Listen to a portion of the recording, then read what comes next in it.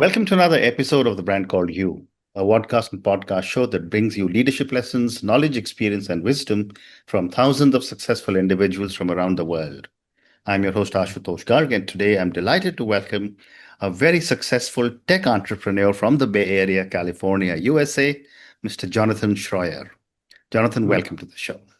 Thank you. Thank you for the opportunity to hang out and chat. Thank you. Jonathan is the Chief Executive Officer of Quimbi.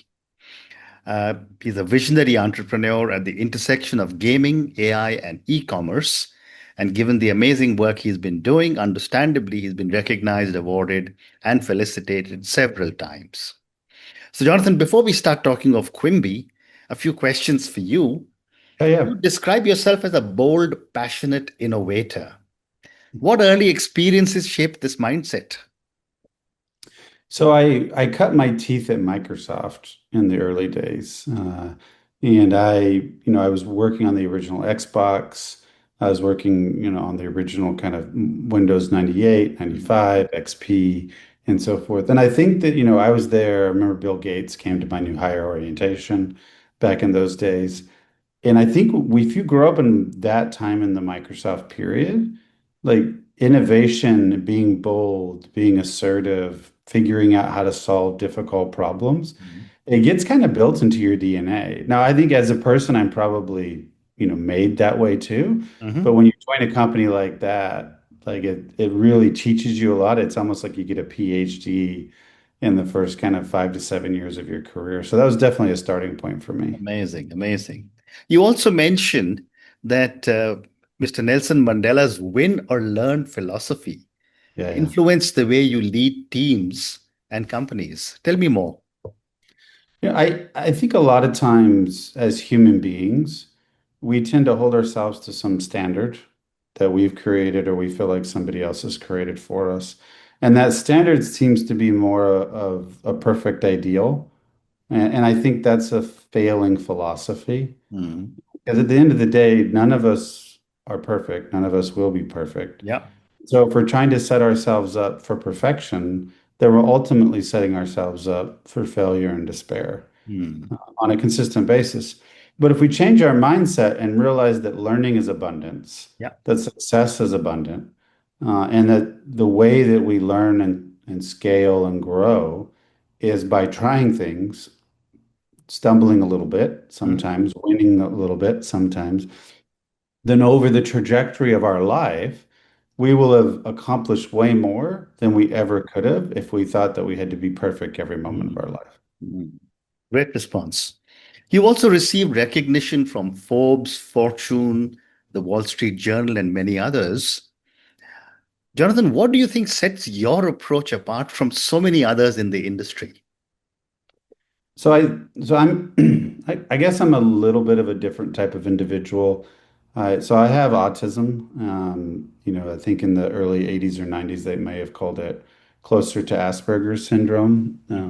And so I tend to think about the world differently. Mhm. And I've had to teach myself a lot about the importance of social and emotional learning and integration Mhm. because those weren't natural to me. But what was natural was seeing the world as a system Mhm. and seeing every function as a hub, a spoke, a node in that system, Mhm. almost like a massive mesh network in your house with your wireless router, right? I always see the world as a system and any framework that I enter as a framework. Mhm. And then I identify, well, like, how does this framework increase 10x output? Whether it's output of actual output from the company, improvement in employee satisfaction, improvement in Mhm. customer satisfaction, Mhm. whatever it is, my mind straight away goes to how do we optimize, how do we innovate, and Mhm. how do we strengthen the system so nobody can ever leave Wow. because they don't want to leave. And so that's how my mind kind of sets me different. So my writing style and how I think about things is just a little bit different than Mhm. some other people might be. Amazing. Thank you. Let's now talk about Quimbi.ai. Tell me about Quimbi.ai. What was the inspiration to build it, and how does it differ from so many other AI solutions? Yeah, I mean, it's interesting that you call out how does it differ? Because I think in the last month or so, some rather large establishments said, 95% of AI programs are failing, right? Mm. So there's only a 5% application success rate. And so I think it's really important anytime you build any product, but Yep. specifically an AI product, you need to make sure that it's applicable to the market, that there's a fit, there's an interest, and that there's value that Mhm. you can give that's at least 10x value to whoever is, buying the product. And so when I think about AI, I think about like what are immediate things that aren't happening in the market today. Mhm. And I think some areas of interest is if you look at a lot of AI companies that are talking about automation, workflow automation, deflection, they're Mm. trying to figure out how do I need less Yep. humans? And so our MO, I mean, we could build that. That's not hard. It's hard work, but it's not hard. The Our MO is like, how do you actually empower the Mm. employee? How do you make the employee 6 to 10x more productive? Yep. And how do you create back-end integration points, almost like a brain that Mm. can plug into any system that can make that system 6 to 10x better. Mhm. And then the engager, the employee who's working with that system or that software or whatever it is, then they can actually work on meaningful, interesting architect type of things rather than menial administrative tasks. Mhm. And so I think that's at kind of the macro level, that's what makes Quimby different. We're the Mhm. brain behind any software, any system, or any workflow that will help your employees get assisted, almost like they have their own AI companion, that they don't have to learn everything about AI to know how to use it, but Mhm. they can learn enough to understand like, hey, this tool is going to make me better at my job, make me more valuable for my company, and make my Mhm. company more Mhm. valuable. And so Mhm. I think at a macro level, that's how we're thinking about it, and we're a little bit different. Amazing. You also talk about creating super agents with Quimbi.ai. Can you explain what that means in practice and give me an example if you can?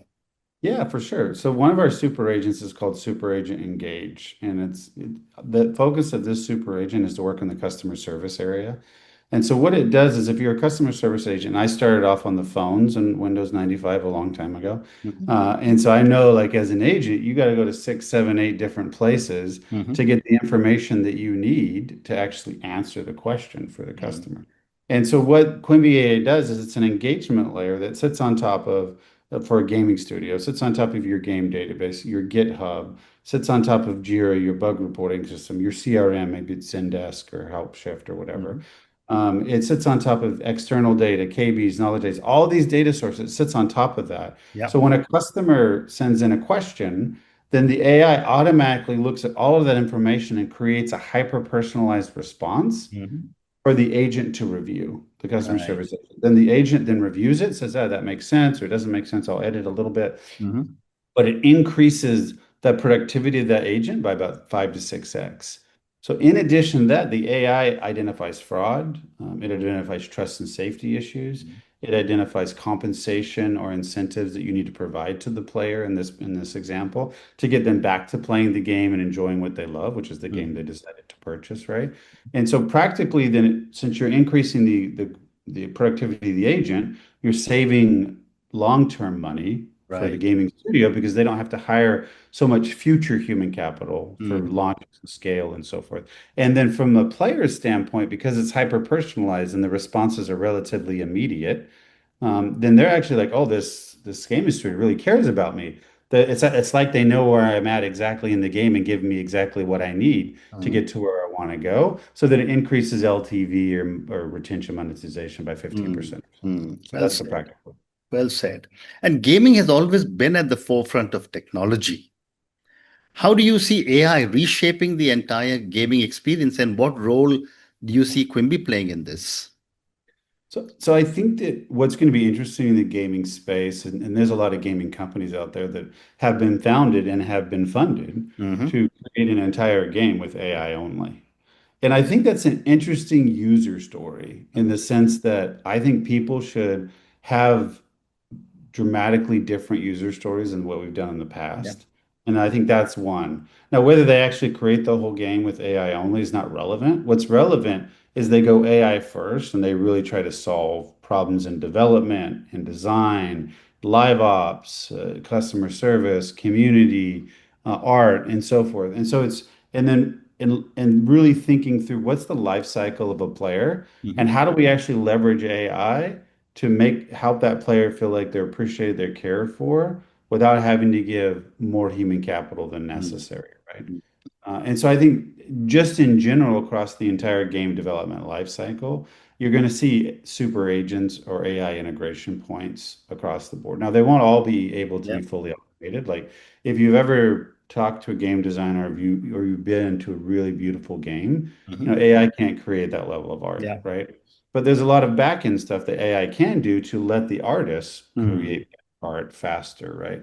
And Mm. so I think that's really interesting. So where Quimby plays is we focus in on what are super agents that can help empower the employees Mm. in these particular divisions. And so the one we talked about was Super Agent Engage, Yeah. which is mostly customer service community. Another one we've built out is Super Agent Insights, which basically creates any employee in the gaming studio to be their own junior BI analyst. So Mhm. rather than waiting like 2 weeks to get a report or an analysis, they can do it themselves, right? And then the third one is Super Agent Live Ops, especially in Right. mobile gaming. Live operations monetization makes up about 98% of the revenue. And so Mm. being able to hyper personalize that and helping players feel more appreciated will grow in that area. And so that's where Quimby kind of plays. Amazing. A few minutes back, you spoke about the human element, and when it comes to very detailed customer-facing experiences, you said AI may not work. But do you see AI reducing or increasing the human element in gaming experiences? I think it's going to be increasing for sure. Uh-huh. Because anytime that you can hyper personalize an Mm. experience, then the experience is going to become better. Now, what I think AI and gaming companies and even any other industry needs to be very thoughtful about is don't introduce AI for AI's sake. Mm. Introduce AI in meaningful parts of the customer journey that Right. will drive that 10x outcome that you're hoping to achieve. You don't Right. want to jump over dimes to get to pennies. And so I Mm. think it's really important to think that through. Okay. And what role do you see Quimby playing in esports, which relies heavily on player-fan interactions? It's an interesting one. So when we think about, where Quimby is going, obviously gaming is a big play for us. We're getting some interest in fantasy sports, esports, and Mhm. RMG or real money gaming. Hospitality, because there's a lot of synergies between the VIP hospitality and Mm. VIP in gaming. And then randomly and not planned, e-commerce has been reaching out to us. We have like seven Mm. e-commerce clients. So that the digital nature of purchasing, hyper personalization, and so forth is interesting. So on the esports side, when you think about that personal experience that a fan wants to get, today an esports athlete can't possibly Mm. respond and engage with every fan all day Right. long. Otherwise, they wouldn't be able to play. And so I think that there's mechanisms in AI where you can train AI super agents to where they almost are acting like you and say the things that you would say and Mm. engage your fans in meaningful and different ways. I mean, transparent with them, right? But Yeah. engage them and help them feel like they're part of the journey because that's Mm. what fans love. Fans love being part of the journey and seeing the success of their athlete, whether it's a corporate athlete, whether Yeah. it's a NBA athlete, or whether it's a esports athlete. Fan loves athletes, and so being able to honor those fans Mm. and help them feel like that they're appreciated and meaningful and authentic ways, leveraging AI can be super valuable. Amazing. You mentioned about Quimby and e-commerce, and I've a supplementary or a follow-up question. How are you enabling e-commerce uh, brands to connect more deeply with customers? Yeah, it's a great question. And so what ends up happening with e-commerce is, so I own a few e-commerce companies as well that I bought after I exited one of my last startups. And because I was super interested in like the parallels between an e-commerce customer from the digital marketplace to the parallels of a gaming customer into the digital Mm. marketplace. So I Mm. thought no better way to learn than to buy a few companies and kind of dive in and kind of see what you find out.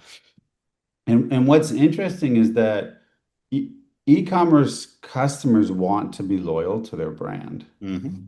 but they're always price sensitive.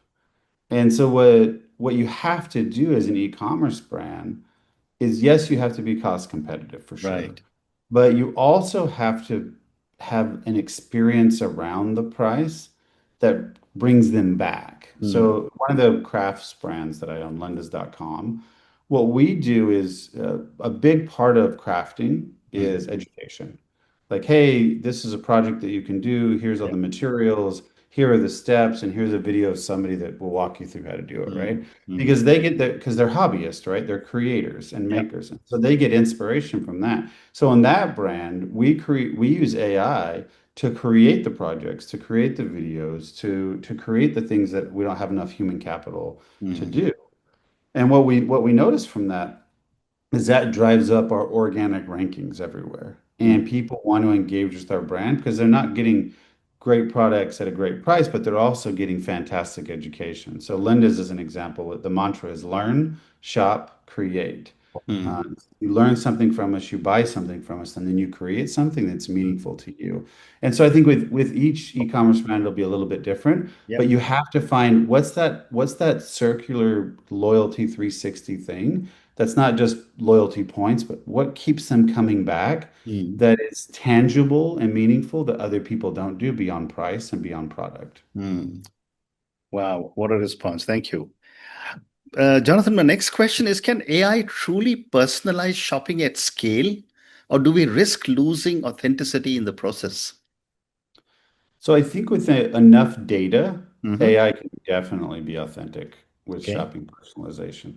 Think of it this way. So I've bought, let's say, 1,000 items on a Hmm. website.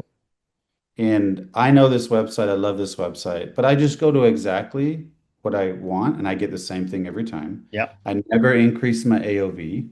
I Mm, never go outside of my realm. I'm just like, this is the website, this is the product, checkout, done. mm, Right?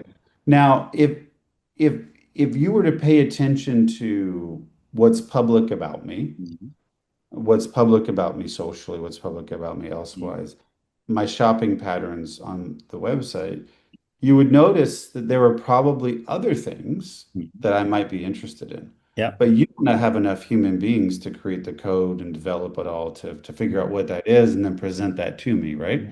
And so leveraging AI with that big data set and then thinking through like what is it when next time that he comes to the website, Mm, what is it that I should introduce him to that could be interesting and could be compelling? That we have. And I think that right there is something that there's not enough humans in the world to do for every e-commerce brand. mm. And that's an authentic thing. Yep. Looking at me as a customer, looking at my data, looking at who I appear to be on the outside publicly, and Mm, saying, "Hey, this might be the product he would be interested in."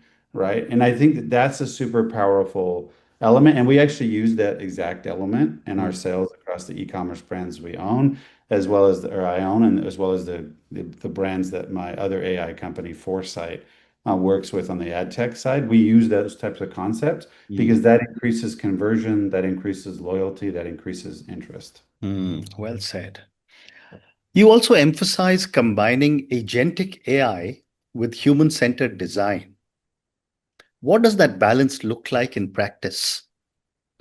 So I think in practice, my wife's a wonderful designer. She's worked for Samsung, Sony, Mhm, BSkyB. She has the ability to come into a room or a space or, whether it's software or hardware, and in a matter of seconds, understand what things should look like. mhm, Where she always depends on validation of her mhm, assumption is data. mhm, And oftentimes companies don't invest in research. And so, therefore, a lot of times in her career, she's made decisions based off of whatever data she had and, her own gut assumptions of her mm. design capabilities and her experience and so Right. forth. And she's done a good job. But now imagine that every time that she goes in and says, I think this is what the design should be based off the UX, the UI, and now a treasure trove of customer data, Mhm, which isn't available because companies don't invest in R&D enough, that changes the whole design element because once you provide a designer meaningful and interesting data, mhm, that changes their mindset on what they're building because they know at the end of the day, a great designer is designing something for the customer. And Mm, so if you do a human design focus, then data is a critical component. And I think that's where AI plays a huge part. mm. Not only in the initial data and research, Yeah, but also A/B testing and other things of that nature, which you can do much quicker with AI than you can do without AI. well said. There's another aspect of AI which is being debated a lot these days, which is ethics. How do Mm. you ensure AI solutions remain ethical, transparent, and trustworthy while still being effective? So I think it's really important, like the AI solutions that I work with are very sensitive to like PII, GDPR, CCPA, and those types of data components. We actually set it up in such a way that our AI does the math, the algorithmic work, and everything without the PII data. Mm, And then it provides that information back to our clients. yeah. So then the PII data sits with the client. The client always has control of their data and so Mm, forth. And we work with clients like really great brands that are obviously GDPR, CCPA, and PII compliant. And so it's really important that if you're working with a brand that cares about those things and follows the legal laws around that, mhm, I think that's super important. So that's like the first phase is we're very thoughtful about what data do we need to actually help and empower a brand to be mhm, successful? What data do we not need? mhm, And I think that there's a security layer there. I think in addition to that, obviously what I'm doing with AI is a lot less risk mhm. from the things that you're like becoming unethical, right? Yeah, I'm not doing things with AI that, would be controversial. There right. are some people doing things out there with AI that could be controversial. Mhm, And what I would say is generally we should be very thoughtful about what the laws of the land are. mhm, We should be very thoughtful about what a good brand does for their customers, because mhm. oftentimes a good brand needs to be better than the laws of the land, Absolutely. Absolutely. right? And then we should be very thoughtful about what things need to be innovated in that area. And then how do we influence innovation through the proper channels, Mhm. so that the customer base, the legal base, everyone gets on board with it. I think those are three areas that are Yeah, super important. well said. I have time for two more questions for you. Okay. What role will generative AI play in shaping brand consumer relationships? I think already today, generative AI is creating brand relationships and people don't even realize it. Mhm, Like I was watching a YouTube video with my son. He's 4, and so we let him watch educational videos. And there's a YouTube short where there's this marble that's going down and making music. And I asked my wife, I was like, I think that's AI. And she's like, that's definitely AI. But that's teaching my son about how music is made mm, by gravity and where the ball bounces, right? mm, And so mm. like that's a very small example. But that particular influencer Yeah. is using AI to increase their brand awareness around music and gravity and other things, right? And so there's companies out there, large Fortune 10 companies that are using AI all over the place, Mhm, creating content, creating art, creating design, leveraging it, and then creating a brand mm. trust, brand engagement, and customers don't even know about it. Yeah. Yeah. Amazing. And my last question for you, Jonathan. What is your boldest prediction about the convergence of gaming, AI, and e-commerce that most people might not see coming? So I've got a buddy. His name's Kyle Sai. He works for Bolt. And Bolt is one of the most innovative checkout platforms I've ever engaged with. Yeah. And my boldest prediction is what he's working on will become the future of commerce. And so what Mm, he's doing is he's integrating e-commerce with gaming and he's mm, creating a whole new vertical called G-commerce. mm, That's the ability to have a hyper-personalized e-commerce built directly into your video game so that while you're playing your game, you can purchase items that you've always wanted to purchase or you are anxious to purchase, but you mm, don't want to leave the game. So it's what the bold prediction is an integrated marketplace across multilateral verticals they're going to converge and create a more unified way for customers to buy Mm. where they already are and not force them to go to somewhere where they're not. Fascinating. And on that note, Jonathan, I just want to say what an amazing conversation this has been. So much of your incredible knowledge you've been kind enough to share with my viewers and listeners. I've learned many new things about AI, about Quimby, and about super agents. Thank you again for speaking to me, and good luck to you. Thank you. Thank you, sir.